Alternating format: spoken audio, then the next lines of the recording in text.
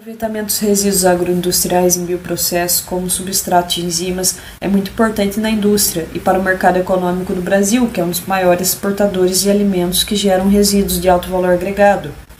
O uso desses produtos agroindustriais para se obter a enzima é muito sustentável, é menos poluente e reduz o desperdício. É possível também reduzir o custo na produção da enzima. Diversas indústrias geram diversos resíduos agroindustriais que dão origem a um substrato ideal para cada tipo de enzima. Enzima como as pectinases, que podem ser produzidas por micro-organismos, como os fungos filamentosos, imersos em resíduos como farelo de trigo, bagaço da cana, casca de maracujá, casca da maçã e muitos outros. Além dos resíduos, aqui no Brasil também se vê a necessidade de ter ou aperfeiçoar técnicas e tecnologias para essa finalidade produtiva. O meio sólido é interessante, pois permite que você selecione e detecte rapidamente uma enorme quantidade de micro-organismos específicos. Ele é adequado para trabalhar com substratos de baixos níveis de umidade, sendo posteriormente recuperados, a fim de aplicá-los em processos das mais diversas indústrias. Essas enzimas correspondem a cerca de 25% do mercado mundial, tendo seu valor em 1 bilhão na década de 90 e 75 milhões somente com as pectinases. A partir de 2005, esse faturamento foi em torno de 2 bilhões. No Brasil, estima-se uma produção de 1,2 milhões de toneladas de maçã. O resíduo, que é o seu bagaço composto de casca, polpa e semente, que são gerados através da extração do suco. Esse composto representa 25% do peso e tem como destino final aterro sanitário ou suplementação de adubo. Estão sendo feitos estudos para reaproveitar melhor esse subproduto da indústria na produção de pectinases, usando casca de maçã como o substrato indutor da síntese da pectinase. De diversos micro-organismos pétnicos, como a poligalacturonase, pectina-metilesterase, pectina-liase. Geralmente, o fungo usado é o aspergillus, em estado semissólido. Aqui temos alguns parâmetros da composição físico-química da casca da maçã, como a porcentagem de umidade entre 28%, sólidos solúveis em 14%, as pectinases em 14% também, o pH de 4,4 e a densidade aparente de 0,114. Agora eu vou falar um pouquinho sobre o micro-organismo selecionado Aspergillus niger.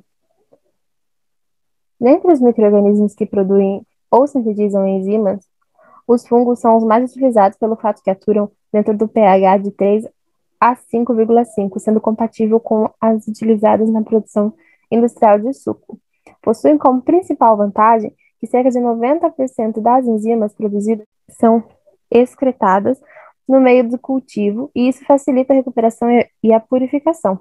Várias espécies do gênero Aspergillus são listadas na resolução RDC 26 de 2009 da Anvisa como micro-organismos seguros na produção de enzimas para utilização na indústria alimentícia. O Aspergillus niger é uma espécie de fungo filamentoso e mais comum do gênero Aspergillus. Este fungo provoca uma doença em frutos e vegetais conhecida como mofo preto.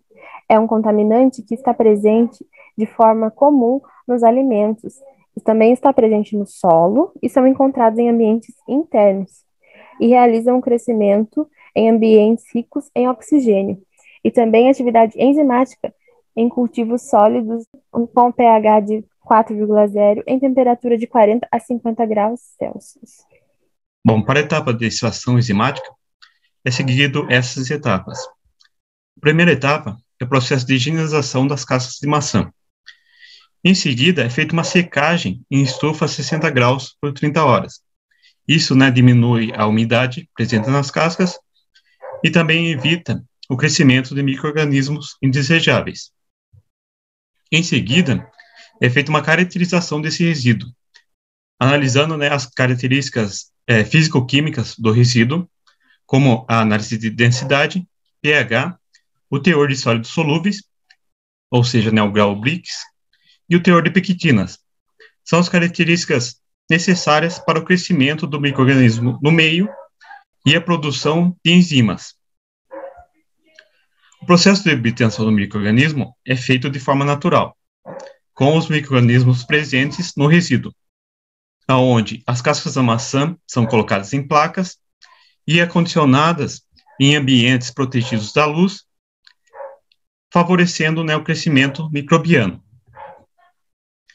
Em seguida, é feita uma identificação do Aspergillus niger, garantindo, né, a análise das suas características morfológicas.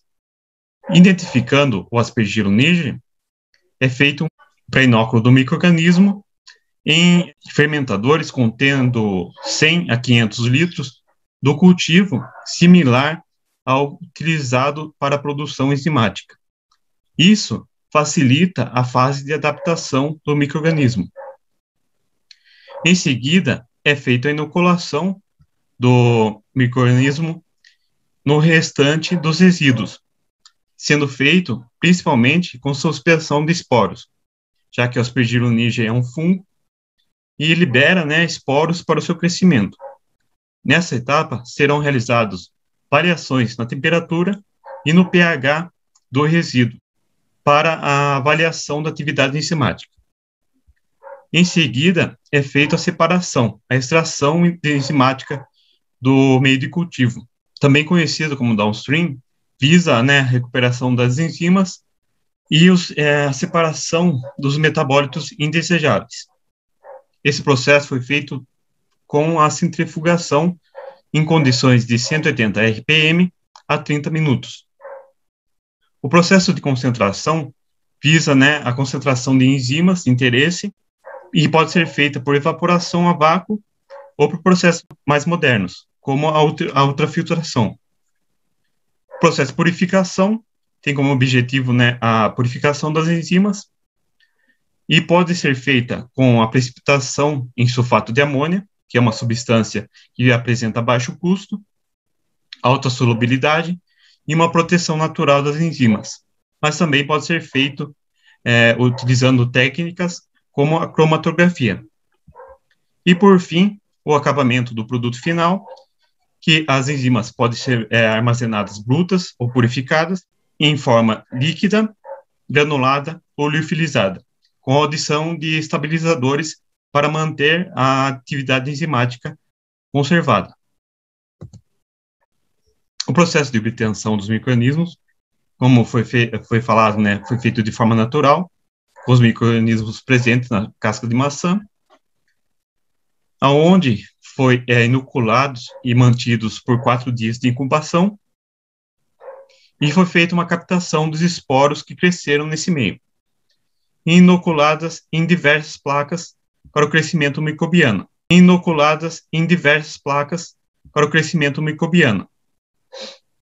Aqui nós vemos, né, que cresceram vários micro-organismos diferentes e foram separadas aquelas que tinham a característica de colônia do Aspergillus niger. Em seguida, foi feito um segundo isolamento, em mais 9 placas, e foram escolhidas quatro placas para análise das características morfológicas, com auxílio de microscópios e o corante azul de metileno. Para avaliação da ação enzimática em pectinase e poligalacturonase, foi submetido 2 processos com 2 variações cada processo. Um sobre a porcentagem de umidade e proporção do produto, em outro processo pH e temperatura. No primeiro processo, avaliamos a influência da porcentagem de umidade e proporção da mistura de um resíduo, nesse caso a casca da maçã, em síntese das enzimas pectinase e poligalacturonase. O segundo processo, em relação à temperatura e pH, que são os fatores que afetam o funcionamento das enzimas como catalisadores, buscamos avaliar a melhor ação da enzima pectinase e poligalacturonase em uma variação de pH e temperatura, assim alcançando seu pH e temperatura ideal. Cada enzima tem um pH ótimo de atuação, ou seja, quando ela possui sua atividade máxima. O pH ótimo para a maioria das enzimas está entre 6 e 8. A poligalacturonase apresenta condições de pH de 4,5 em temperaturas de 40 graus, sendo que a sua maior estabilidade foi obtida em pH de 5 em temperaturas de 55 a 80 graus. E qual o objetivo da análise de atividade enzimática? É condicionar a atuação enzimática para a sua atividade máxima. Quando você sabe como a enzima se porta em relação à variação de umidade por proporção e sabe qual é a sua maior atuação diante do seu pH ótimo em relação à temperatura, você consegue direcioná-la e condicioná-la à sua atividade máxima. E assim você consegue ter o seu objetivo em relação àquela enzima. Bom, dentro das funções das pectinases, elas têm a principal ação de hidrólise das pectinas presentes na parede celular das plantas, frutas e vegetais, reduzindo a viscosidade e sendo utilizado principalmente para a clarificação de sucos de frutas mais densas, como o caju e, por exemplo, a manga. Tem função também de gelificação de geleias dietéticas, pela liberação do radical metil da pectina. Aplicações das pectinases.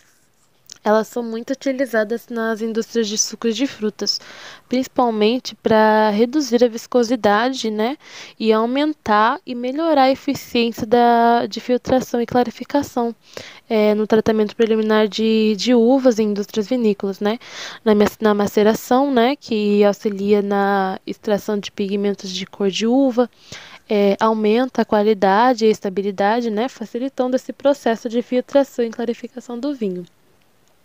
Também é utilizado para a extração de tecidos vegetais, né, na fermentação de chás, de café e cacau, melhora a extração de óleos vegetais, a extração de polpa de tomate, né, para a produção de ketchups de alta qualidade. Também é utilizado também no tratamento de degomagem de fibras naturais. A pectinase também são utilizadas para reduzir o amargor, né, excessivo de cascas de citros. Ela restaura o aroma que é perdido durante a secagem e melhora também a firmeza de pêssegos, de picles processados. A infusão da pectinase e da beta-glicosidase, ela aumenta o aroma e as substâncias voláteis de frutas vegetais. Aumenta a quantidade de agentes oxidantes em óleos de oliva extra virgem e reduz a indução ao ranço, né?